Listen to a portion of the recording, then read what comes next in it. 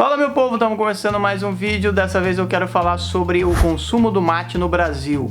Eu já falei sobre a história da erva mate, fiz um breve panorama sobre o consumo na Argentina, inclusive, e dessa vez eu quero comentar com vocês como é que cresceu o consumo interno brasileiro a partir especialmente da década de 50. O que a gente tem basicamente no século XIX é um consumo do Rio Grande do Sul. A gente tem um interesse muito grande da população gaúcha já há muito tempo, né, desde o período colonial, na verdade, mas que no século XIX, comercialmente, o mate vai se tornando um produto importante, a princípio no Rio Grande do Sul, depois no Paraná, Santa Catarina, no Mato Grosso, mas a gente não tem um crescimento do consumo nesses demais estados, né? A gente tem um crescimento do consumo gaúcho. O comércio nos demais estados, o comércio interno, né, dentro do próprio estado, é muito limitado, é muito pequeno. Pelo menos o conhecimento que a gente tem, a gente pode dizer o seguinte: Paraná, por exemplo, vendia muito, exportava muito, mas consumia pouco. Santa Catarina, quando começou a exportar também, quando começou a comercializar, também não consumia tanto. E Mato Grosso, evidentemente, que tem a questão indígena,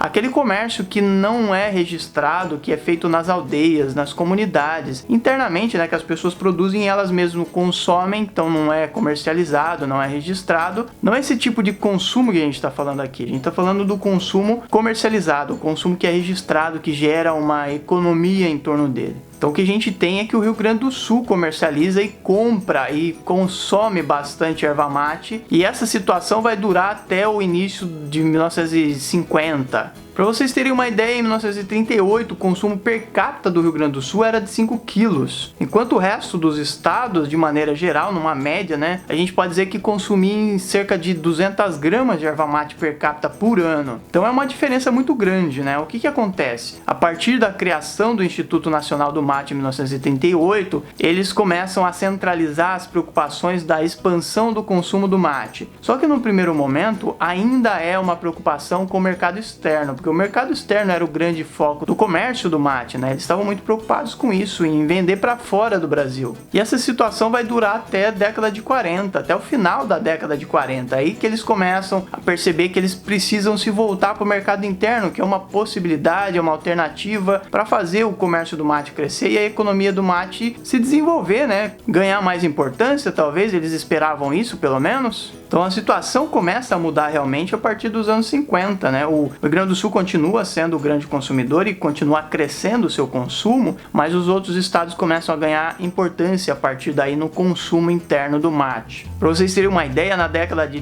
30 e 40 a gente tem uma média de 17 mil toneladas consumidas internamente no Brasil, pelo menos aquilo que se conhece, aquilo que é registrado. A gente não está falando de contrabando, de circulação que não é registrada ou com um comércio mais localizado, né? A gente está falando do comércio que é registrado pelo Instituto Nacional do Mate. E a partir da década de 50, essa média sobe para 33 mil toneladas. E continua crescendo de certa forma nos anos 60, apesar da gente ter uma crise no Brasil, uma crise muito forte, que envolve a política, envolve a economia, envolve uma série de coisas, né? De qualquer forma, a gente tem boas vendas nos anos 60. A gente tem, por exemplo, em 1964, uma venda de 45 mil toneladas no Brasil. Mas a década, de maneira geral, continua consumindo em média 33 mil toneladas. E o que acontece nesse processo? Acontece um aumento, como eu falei, né? Um aumento do consumo nos próprios estados produtores, Paraná, Santa Catarina, no Mato Grosso, né? Que depois viria a ser Mato Grosso do Sul também, na divisão e tudo mais. E a gente tem um aumento do consumo em alguns estados que não eram produtores, ou pelo menos não eram produtores em grande quantidade, que é o caso de São Paulo, que tinha um pouquinho de erva mate na fronteira com Mato Grosso, mas isso não era tão importante. Mas São Paulo aumenta o seu consumo interno graças à propaganda do Instituto, e a gente também tem um aumento muito importante no Rio de Janeiro.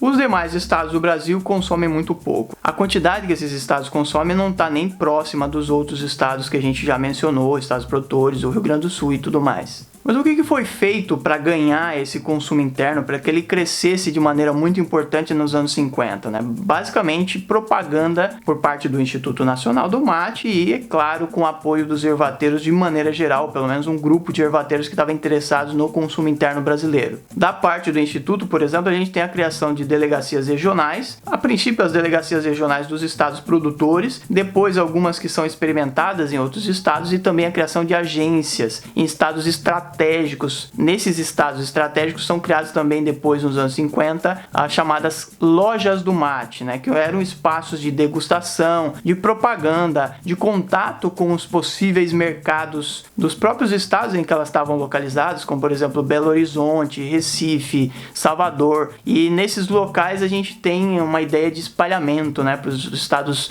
próximos. O Instituto também faz a distribuição gratuita de mate em escolas, repartições públicas, vende mate nos estádios, nas praias do Rio de Janeiro, daí que começa a ganhar a importância o consumo do mate no Rio de Janeiro também, e essa questão do mate gelado. E somado a isso, a gente também tem a propaganda e publicidade nos rádios, na televisão, inclusive em alguns canais regionais do Rio de Janeiro, da Guanabara. E nos programas de rádio, os programas esportivos, inclusive da época, que são divulgados o mate, o chá mate. E falando em chá mate, a gente tem que pensar nos tipos de mate que foram propagados nos anos 40, 50 e 60, nesse período que a gente está considerando, né, de crescimento do mate no Brasil. Então o que se vendia? Vendia basicamente o chá gelado ou quente, né, o mate tostado. No final dos anos 50 surge também o mate solúvel, que era uma nova experiência, que prometia muita coisa, mas que num primeiro momento, pelo menos até o final dos anos 60, não deu em nada. Na verdade, deu muito prejuízo para uma fábrica que foi construída no Mato Grosso. A gente tem também o tereré, que é consumido em regiões quentes do Brasil, como o Mato Grosso do Sul, que é aquela região de fronteira que tem um costume de tomar o mate gelado, mas gelado lá com um esquema muito parecido com o chimarrão, né? Só que gelado.